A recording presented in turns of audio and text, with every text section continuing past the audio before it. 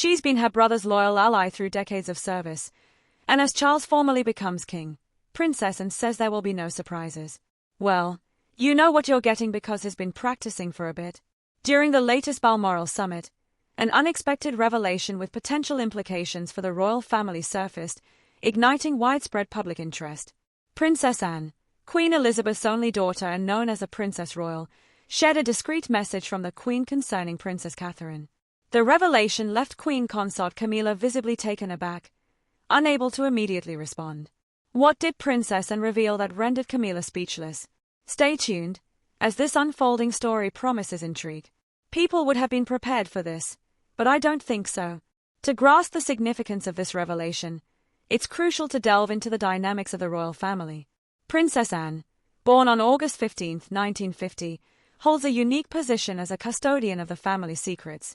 She is the sole sister of King Charles, known for her steadfast dedication to royal duties and extensive charitable work. Anne's past includes a notable relationship with Andrew Parker Bowles in the 1970s before he later married Camilla Shand. Following Princess Diana's passing, Camilla married Anne's older brother, King Charles, becoming his second wife and queen consort. Meanwhile, Anne married Captain Mark Phillips, with whom she shares two children, Peter Phillips and Zara Tyndall. After her first marriage ended, she later married Vice Admiral Sir Timothy Lawrence, her current husband. Recently, during the Balmoral summit, Princess Anne captured public attention by revealing Queen Elizabeth's significant message about Catherine, entrusted to her before the late Queen's passing. But who is Catherine, and why did Queen Elizabeth share her hopes for her future with Anne? Catherine, Princess of Wales and wife of Prince William, the heir apparent to the British throne, was born in Reading, Berkshire, England, in 1982. She assumed the title of Princess of Wales in 2022. Catherine and William, our new Prince and Princess of Wales, hold a title previously held by Princess Diana. Like Diana, Catherine is admired for her kindness and humility, qualities that have endeared her to the public as one of the royal family's most beloved members. The early life of Catherine, Princess of Wales, is equally noteworthy. Catherine, born to Michael and Carol Middleton, is the eldest of three siblings, followed by Philippa and James. Her parents initially worked as flight attendants for British Airways before establishing a successful mail-order business selling children's party supplies. Catherine attended a preparatory school before enrolling at the prestigious Marlborough College in Wiltshire, where she excelled both academically and in sports. In 2001, Catherine began her studies in art history at the University of St Andrews in Scotland, where she also worked part-time as a waitress. It was at St Andrews that she met Prince William, also studying art history and second in line to the British throne. Initially friends, their relationship turned romantic a year later. Despite a brief breakup in 2004, the couple reconciled and announced their engagement in November 2010.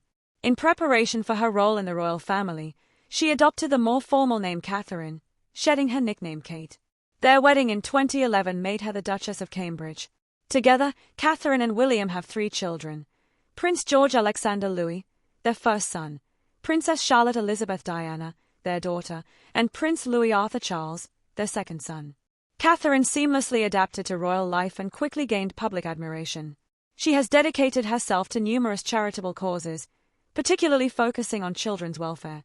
In 2021, she launched the Centre for Early Childhood under the Royal Foundation to support early childhood development. A passionate advocate for mental health, Catherine co-founded the Heads Together initiative with Prince William and Prince Harry in 2017 to combat the stigma surrounding mental health issues. Whether through emergency response, homelessness charities, or work with veterans, we have seen time and time again that unresolved mental health problems lie at the heart of some of our greatest social challenges. An accomplished amateur photographer, Catherine often shares her family portraits online. Following Queen Elizabeth's passing in September 2022, Catherine's role within the royal family became even more significant as King Charles ascended to the throne and Prince William advanced in his duties. William became Duke of Cornwall, and Catherine was bestowed the titles of Duchess of Cornwall and Cambridge. With William designated as Prince of Wales, Catherine assumed the title of Princess of Wales, and their children's titles were updated accordingly. In January 2024, Kensington Palace announced that Catherine would step back from her royal duties for 2 months to undergo planned abdominal surgery.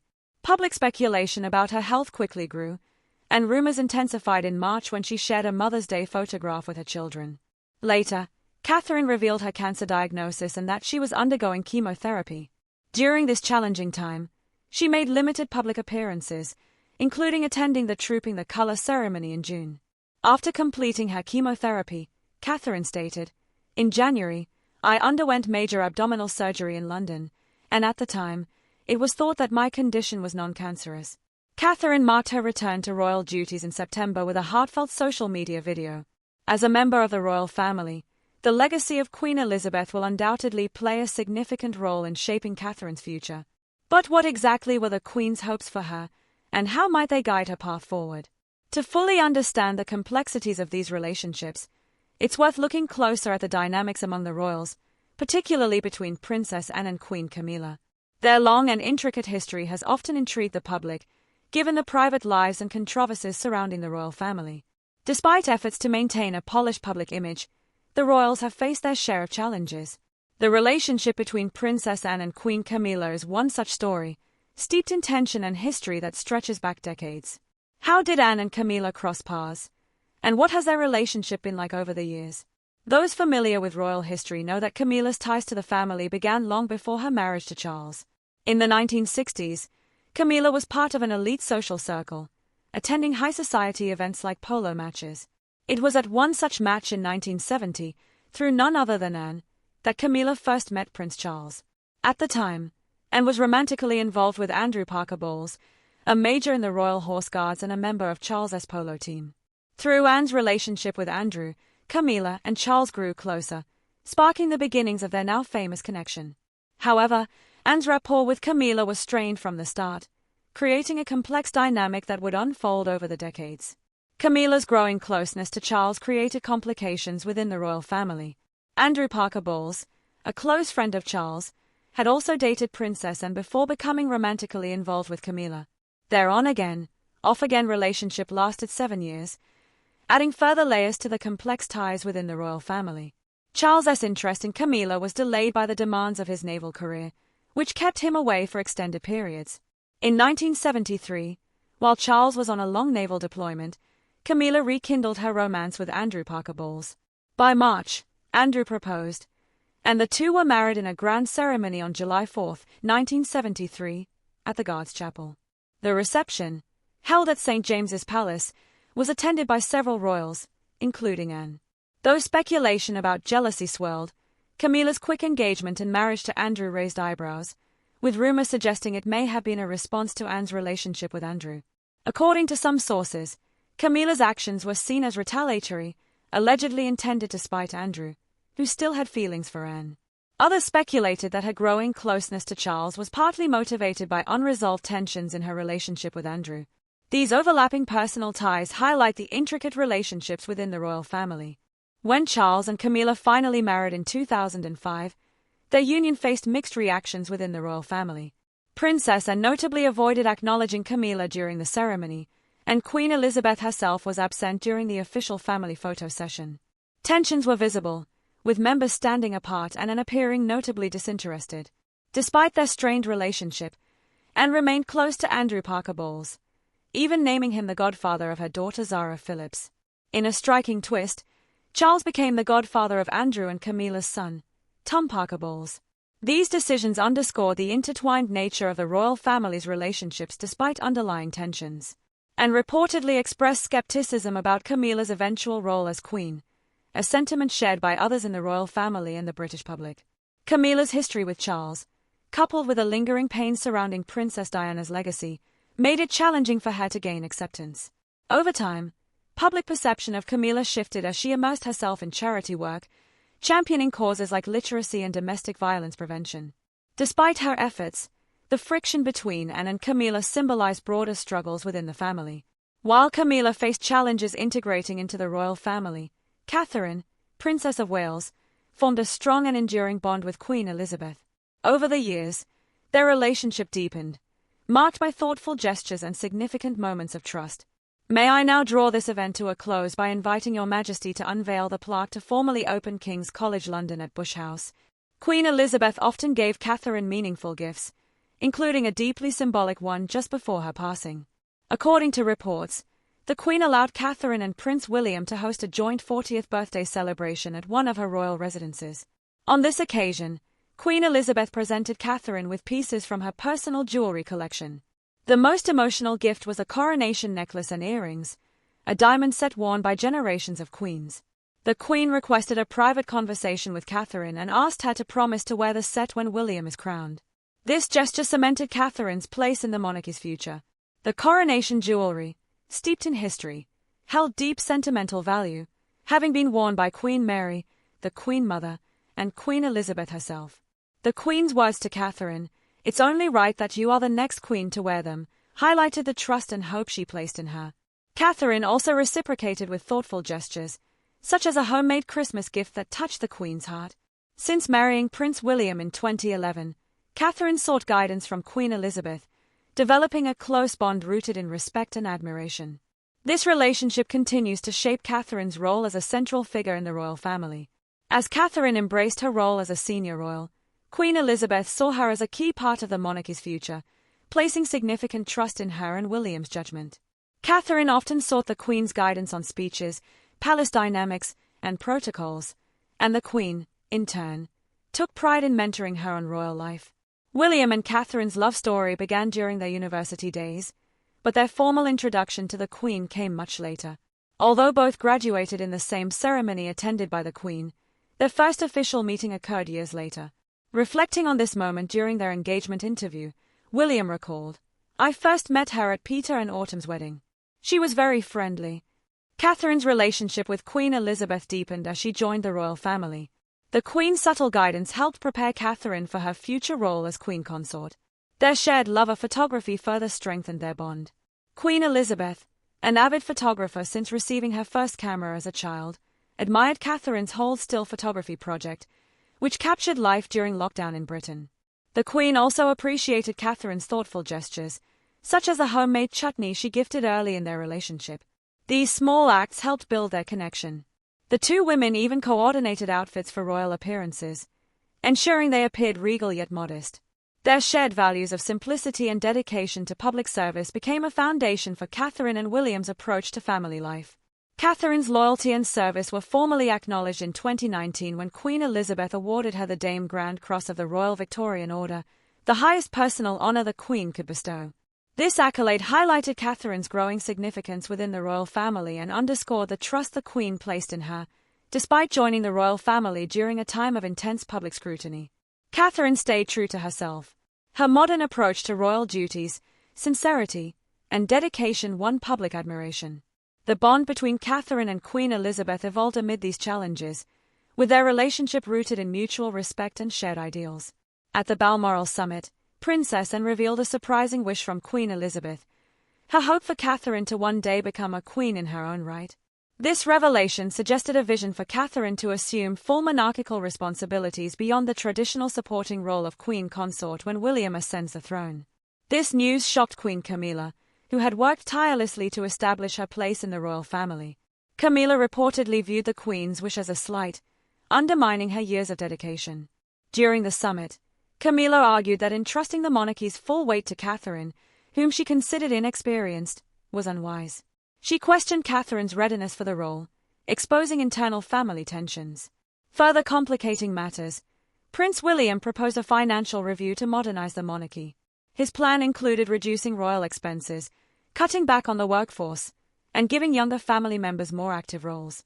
While many viewed this as a progressive move, Camilla strongly opposed it. The proposal threatened to reduce funding for some relatives while increasing responsibilities for figures like Catherine, further amplifying Camilla's concerns about losing influence. Rumors of tension between Camilla and Catherine had circulated for years, driven by their contrasting personalities and public perceptions. Catherine's growing prominence as a beloved royal and her alignment with Queen Elizabeth's legacy only intensified these dynamics. Balancing the Queen's vision for Catherine with the family's internal politics became a significant test for the monarchy's leadership as they navigated these delicate challenges. "We are celebrating something which is really an accident of birth, over which I have no control, and for which I seriously owe one very important thank you, which is to my mother and father," a defining moment at the Balmoral summit. The Balmoral summit, an intimate gathering of the royal family held annually at the Scottish estate, has always been a setting for reflection, discussion, and decision-making. However, the 2024 summit marked an unprecedented moment in the monarchy's history. Princess Anne revealed Queen Elizabeth's secret wish, a vision for Catherine, Princess of Wales, to one day assume a role beyond that of Queen Consort, taking on full monarchical responsibilities. This revelation sent ripples through the family, igniting debates about tradition, modernization, and the balance of power within the royal household. It wasn't merely about succession. It was about redefining the very essence of the monarchy for the next generation. For Queen Camilla, this disclosure came as an unwelcome surprise. Having spent decades carving out her place in the royal family, Camilla had worked tirelessly to earn public trust. Her charitable work, particularly in areas such as domestic violence prevention and literacy, had been a cornerstone of her efforts to reframe her image from the other woman to a compassionate, dedicated royal. Yet the late Queen's wish seemed to diminish her role, suggesting that Catherine would be entrusted with responsibilities that Camilla herself had never been granted. To Camilla, this felt like a personal betrayal despite her years of dedication. This vision implied that Catherine was seen as the true future of the monarchy, not her. During the summit, Camilla reportedly argued that Catherine lacked the experience to handle the weight of the monarchy and that such a move could destabilize an institution already under immense public scrutiny.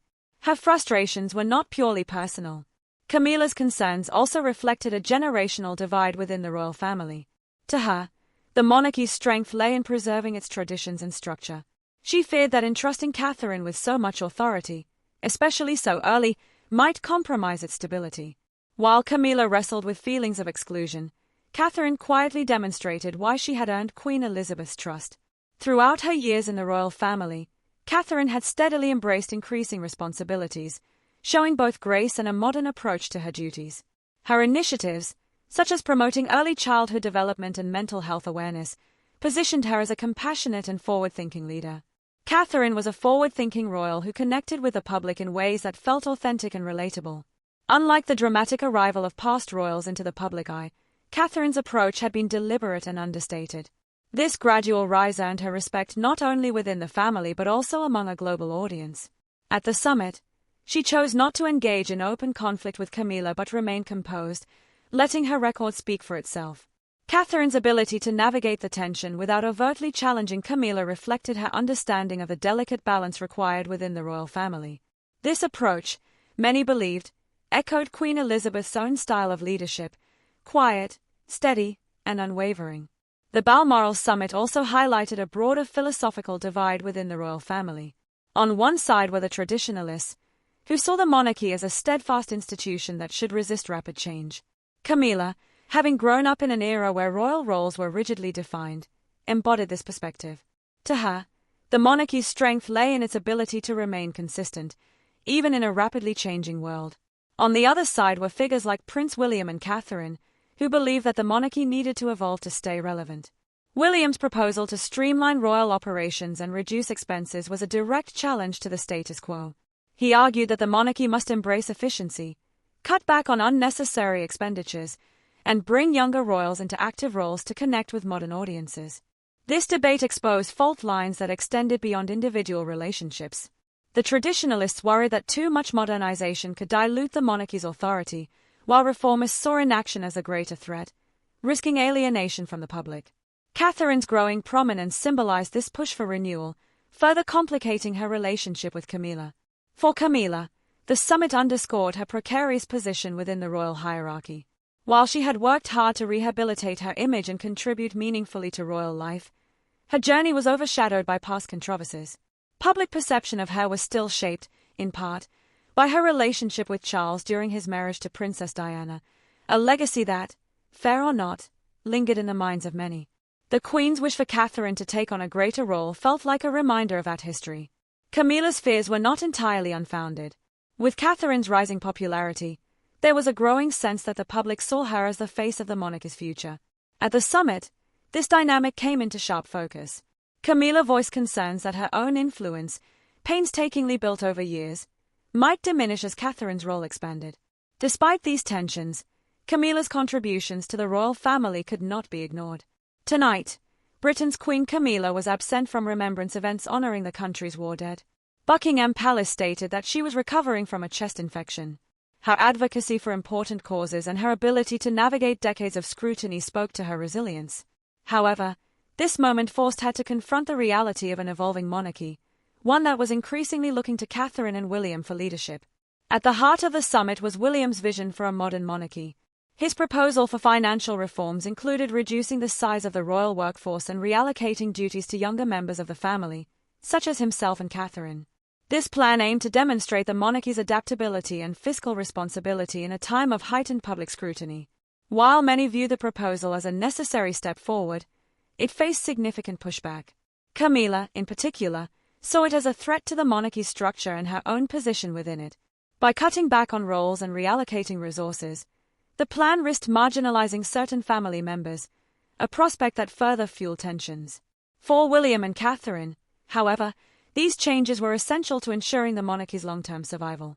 Their vision was not about dismantling tradition but about redefining it in a way that resonated with contemporary values. This approach, while controversial, reflected their understanding of the public's expectations for a more transparent and accessible royal family. The Balmoral Summit became a crucible for the royal family, testing their ability to balance personal relationships with the demands of leadership. The late Queen's wish for Catherine added a layer of complexity to these discussions, forcing the family to confront questions about succession, trust, and the monarchy's future. Catherine's quiet strength during these debates affirmed the faith Queen Elizabeth had placed in her. She emerged from the summit not only as a symbol of the monarchy's future but also as a unifying figure capable of navigating its internal challenges.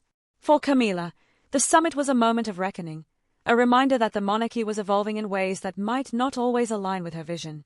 In the end, the Balmoral Summit highlighted the monarchy's enduring struggle to balance tradition with progress. As they move forward, the royal family must navigate these tensions with care, ensuring that their decisions honor Queen Elizabeth's legacy while embracing the possibilities of a new era. If you like this informative video, subscribe to the channel to not miss any more videos.